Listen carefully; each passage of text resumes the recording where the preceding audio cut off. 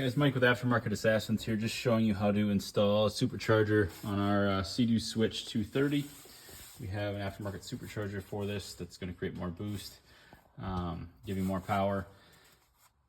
When you're doing this, I'm just going to give you a really quick rundown. I just put ours in. I'm on the process of buttoning things back up, so I have everything apart. I just want to tell you some tricks that Sea-Doo doesn't mention in the manual and really doesn't give a good description on. So first thing, when you're taking this thing apart, you got an O2 sensor connection there, one over here, all your water lines, some on the bottom. Watch the bottom ones, one off the bottom, pretty hard to see, but there's one off the bottom over here on the exhaust manifold side of the motor. There's a V-band clamp I've got a wrench on right there. And basically once you disconnect all the water lines and the O2 sensors, this exhaust comes right out. Sea-Doo tells you to take a lot more out than you need to in the service manual. I found we didn't have to take the jet pump out. We didn't have to fully disconnect this intercooler line down here. You can just take it off the supercharger. So not too bad. The biggest pain in the butt, so V-band there, you have this right here is your supercharger mount. And that mount, those bolts are tough. You can see that right down there is a 6mm Allen, and there's one on the other side, tough to see, down there as well. And you can see it kind of on the back side there. It's a 6mm Allen. These are some of out of a pain. You do need a long, like a 6-inch ball-headed Allen to get these out. That works very well. Just use a little bit of patience. So the back one, you can actually reach around to the back side of the exhaust and get that to that bolt as far as putting it in and taking it out. But to thread it in, you kind of have to come on the top of this coolant hose, which is pretty rigid, and you have to shoot your ball-headed Allen into it to actually tighten it. You can get your wrench over here, ball-headed Allen there.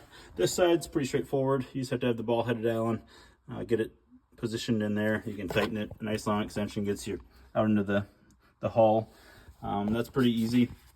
Once you have that taken off, you just have to take your clamp off right here, and then pull everything out. There are some pieces that slide together that make it a little difficult to pull apart and put back together, but not too bad. I mean, overall, both sides have pieces that fit together, slip fit. So that's really it as far as that goes. When you do get to the supercharger, which I'm trying to show you here. Now, there's your supercharger right there. When you do get that, there are 3 bolts holding it in, and one is up top, one is kind of on the bottom, and then one is on the side. And these are all the bolts that are kind of recessed. So you'll see the ones that hold the compressor cover on. You'll see all those very easily. There's some that are just about an inch behind it, and you can feel those with your finger and kind of get on them. They are a star bit. Those are for the top one, you need a special tool, Sea-Doo says. I don't have a good view of that right now, but the top one is bolted in backwards. I use a 1/4-inch box wrench with a 12 point, end on it, and that works well as well. The other star bit, it's pretty standard, is the number 8 star bit. So that is kind of the rundown. Make sure all your coolant hoses are disconnected.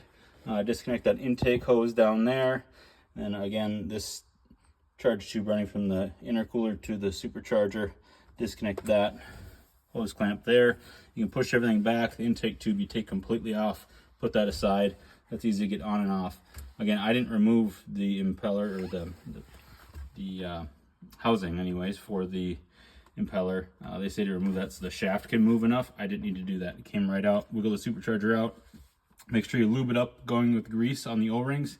Get a good layer of grease in the supercharger when it's going in. Wiggle it, and then you might have to spin the supercharger to get the gears to align for allow it to kind of set in all the way. Make sure you get that wiggle, and then set it in. That's basically it for the supercharger. We'll have instructions per the manual with this, but this just gives you a little bit more insight. Thank you.